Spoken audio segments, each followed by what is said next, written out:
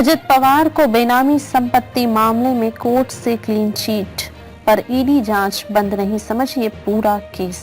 महाराष्ट्र के उप मुख्यमंत्री अजित पवार को बेनामी संपत्ति मामले में क्लीन चिट मिल गई है, लेकिन मुसीबतें अभी टली नहीं हैं। उनसे जुड़े दो राजनीतिक रूप से संवेदनशील मामलों में प्रवर्तन निदेशालय ईडी की जांच जारी रहेगी। एजेंसी ने इन मामलों में क्लोजर रिपोर्ट दाखिल नहीं की है। उन्हें सिर्फ इनकम टैक्स के जांचे गए बेनामी संपत्ति लेन देन मामलों में ही राहत मिली है। राज्य भ्रष्टाचार निरोधक ब्यूरो और मुंबई पुलिस की आर्थिक अपराध शाखा EOW ने पवार से जुड़े सिंचाई घोटाले और महाराष्ट्र राज्य सहकारी बैंक MSCB घोटाले के मामलों में क्लोजर रिपोर्ट दाखिल की है। अजित पवार के खिलाफ मनी लॉन्ड्रिंग से संबंधित समानांतर ईडी जांच जारी है। यह जांच ही वह आधार है जिसके आधार पर ईडी ने मामले की इन्वेस्टिगेशन शुरू की थी। ईडी की भाषा में यह पुलिस ACB मामले ही वे अपराध थे जिनके आधार पर उन्होंने मामले दर्ज किए थे। कोर्ट ने दी है क्लीन चिट। पिछले महीने एक अपीलीय न्यायाधिकरण ने अजित पवार और उनके परिजनों को मामले में क्लीन चिट दे दी थी। अजित और उनके परिवार पर बेनामीदारों के माध्यम से संपत्ति रखने के आरोप लगे थे। इस मामले की जांच इनकम टैक्स कर रहा था। क्या थे अजित पवार पर आरोप? MSCB घोटाले में ईडी का मामला मुंबई पुलिस के FIR पर आधारित था। आरोप लगाया गया था कि चीनी सहकारी मिलों ने MSCB के ऋणों का भुगतान नहीं किया और उन्हें नीलाम कर दिया गया।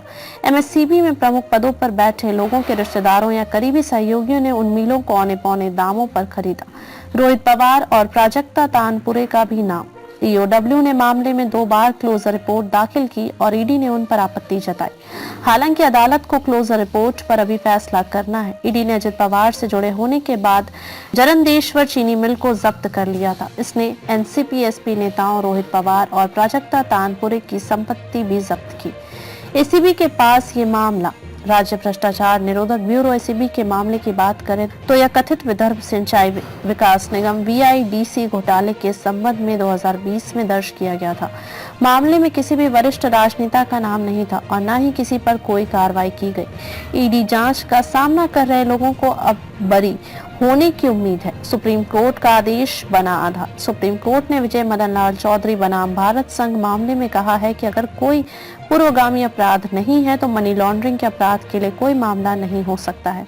इस तरह के मामलों में नामित लोग मनी लॉन्ड्रिंग के मामलों को बंद करने की मांग कर सकते हैं, लेकिन किसी भी प्रभावशाली राजनेता ने अब तक इस तरह के आधार पर राहत नहीं मांगी है। कुछ व्यवसायियों को अदालतों से इस तरह के आधार पर राहत मिली है। 2019 में केंद्र सरकार ने मनी लॉन्ड्रिंग रोकथाम अधिनियम में संशोधन किया है। इसमें कहा गया है कि अगर ईडी किसी मामले को बंद करना चाहती है तो उसे अंतिम निर्धारण के लिए ट्रायल कोर्ट में क्लोजर रिपोर्ट जमा करनी होगी। पहले ईडी वरिष्ठ अधिकारियों से अनुमोदन ले।